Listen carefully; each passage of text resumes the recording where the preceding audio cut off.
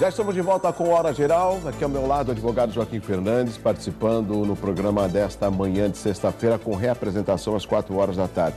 Joaquim, vamos tentar falar de um tema que você discorre muito bem a respeito do assédio moral. Certo. E muitas vezes, o que a gente entende por assédio moral? São aquelas pessoas que são abusadas profissionalmente, mas não sexualmente, no trabalho, né? Quando a gente fala de assédio, as pessoas sempre fazem essa ligação. O que seria, na realidade, o assédio moral, até para que o telespectador possa entender? Olha, Douglas, você já resolveu o problema. Você já sintetizou na abertura o que significa o assédio moral. De fato, essa confusão entre assédio moral e assédio sexual são coisas absolutamente diferentes. E você, quando iniciou, disse, as pessoas são abusadas no trabalho. Sim. É isso mesmo. Mas que tipo de abuso é esse? O abuso é o seguinte, ele pode ser na forma de tratamento, ou seja, eu passo a tratar você de maneira, não é agressiva apenas, mas eu fico gritando, eu fico te infernizando, eu fico cobrando o resultado de uma maneira que eu começo a abalar o seu interior, não é? O seu equilíbrio psicológico. Eu posso também assediar moralmente um trabalhador quando eu passo a fazer o seguinte, eu não preciso ser agressivo. Sim. Eu começo a cobrar metas, eu começo a cobrar resultados, eu começo a exigir um desempenho que é incompatível com a realidade. Ou além daquilo, daquela atividade profissional que a pessoa foi. Ou eu quero, dentro desse além, o além do seu esforço. Por exemplo, Joaquim, eu inclusive teve uma frentista que falou para mim que eu estou saindo do meu emprego. Eu falei, por quê? Porque além de ser frentista, eu sou obrigado a vender uma cota de óleo, senão eu perco meu emprego. Eu falei, aí eu não consegui porque eu não sei vender. Então o meu patrão está me mandando embora, eu estou cumprindo o aviso. E eu falei para ela, você procura um advogado? Deixa para lá, não resolve nada. Então deixa essa pergunta para você, não resolve nada denunciar? Não, de jeito nenhum, ao contrário. Ao contrário, veja. E esse é um típico assédio moral? Você exigir que ela cumpra metas que são incompatíveis, primeiro com a função dela e segundo com a característica desse trabalhador, você pode estar sim assediando-o moralmente.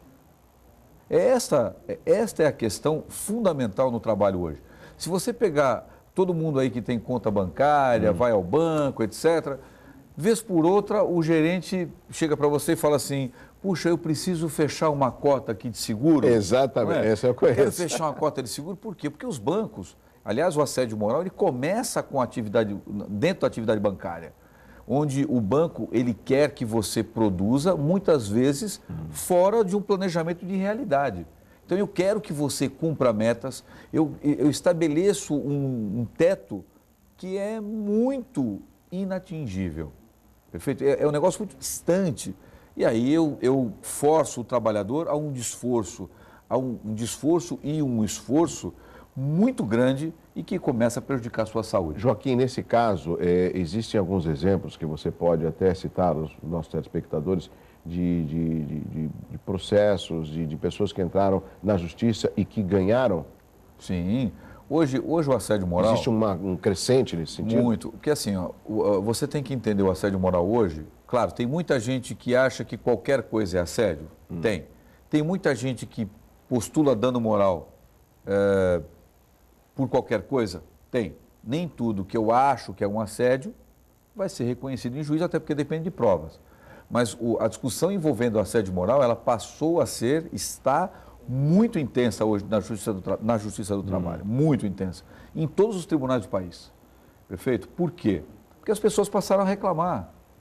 No momento em que eu começo a sofrer, no momento que eu começo a ter problemas de saúde, eu vou começar a reclamar e levar ao judiciário. Eu tenho que levar essa reclamação ao judiciário. Por exemplo, uma pessoa quando ela é chamada a atenção na frente de um grupo, aí ela tem um grupo de trabalho. Quem foi que fez isso aqui? Foi eu. Pô, mas você não sabe nem escrever direito, hein? Vá, volta para a escola, vamos supor. Esse é um típico caso de assédio moral? Veja, vai depender muito da circunstância. Nem toda advertência, nem toda forma com que o empregador fala vai se constituir num típico caso de assédio. Por exemplo, se o empregador permitir que um dos seus funcionários seja pelos outros funcionários apelidado, tá? Com aqueles apelidos que a pessoa não gosta. É diferente no CAIS, por exemplo, em Santos. Nossa, todo mundo tem apelido. Todo mundo tem apelido. E é curioso que, por exemplo, quando você tem audiência de pessoas, trabalhadores do CAIS, quando vão anunciar para o reclamante ou para a testemunha entrarem na sala, normalmente chama pelo apelido, porque as pessoas não se conhecem por nome. Isso é uma coisa. É uma característica do Porto. A outra é você colocar um apelido que você não gosta. Não seria um bullying? Não seria bullying, mas é uma forma de eu menosprezar o trabalhador com a conivência do empregador. Então o empregador se diverte quando xingam o sujeito. Orelhudo. Exatamente. O cabeçudo.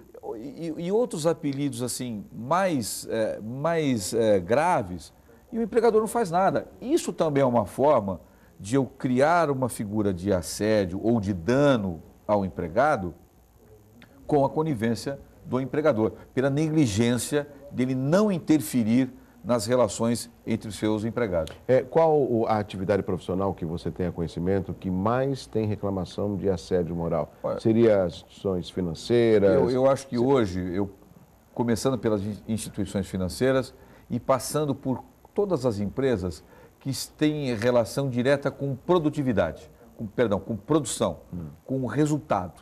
Não é? Essas empresas, então, concessionária de veículo, financeira, até as financeiras que trabalham dentro dessas concessionárias, a busca pelo resultado, pela produção em maior escala, é que está fazendo o assédio moral crescer demasiadamente. E aí as pessoas não têm limites para escreverem. Eu tenho numa das ações contra um supermercado aqui da região, que os e-mails que vêm, que eu encartei no processo, são chocantes. A forma como o superior se relaciona com seus subordinados, como ele cobra resultados.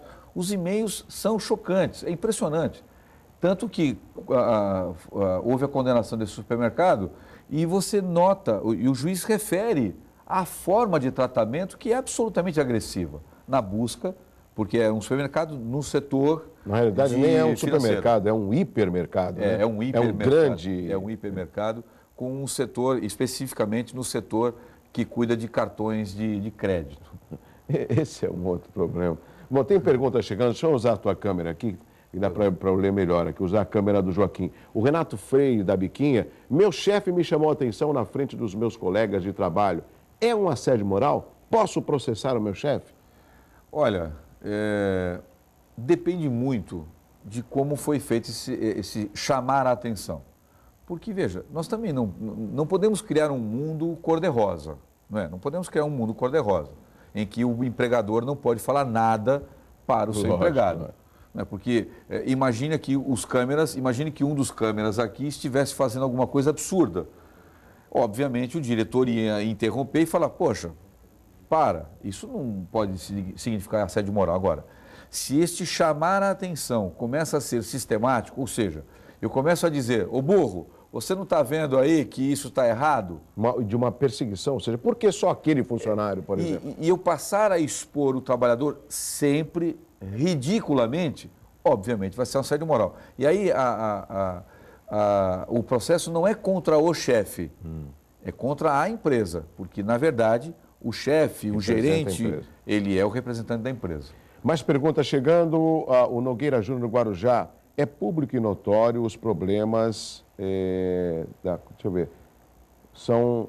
eu não estou conseguindo ver direito por causa que esse teleprompter está com uma cor bem quente, né? Vamos tentar usar a câmera aqui do Joaquim a respeito das perguntas. Muita gente ligando no 3041-6777, porque o tema é importantíssimo, né? Então eu quero... o Nogueira Júnior do Guarujá, Joaquim, é público e notório os problemas da Dersa. Ninguém mais... não confia na Dersa. Reclamar não adianta, assim como tantos são os problemas na travessia. Ou seja, ele acabou pensando em um outro assunto e o telespectador às vezes encontra nos programas uma forma de expressar a sua indignação, porque ligar para o sistema de atendimento ao cliente, ligar para a provedoria, não adianta. Olha, o Nogueira Júnior, Nogueira, você tem razão, porque assim, os problemas são sempre os mesmos, as condutas são sempre as mesmas, e sempre quem paga o pato, me perdoe pela expressão, somos nós. E o pedágio. E o pedágio somos nós. Tem mais perguntas chegando pelo 3041-6777. Vamos fazer o seguinte, chamar um intervalo comercial muito rapidamente. Na sequência, eu continuo a conversar com o advogado, meu amigo Joaquim, aqui no Hora Geral. É muito rápido e tem perguntas depois do intervalo.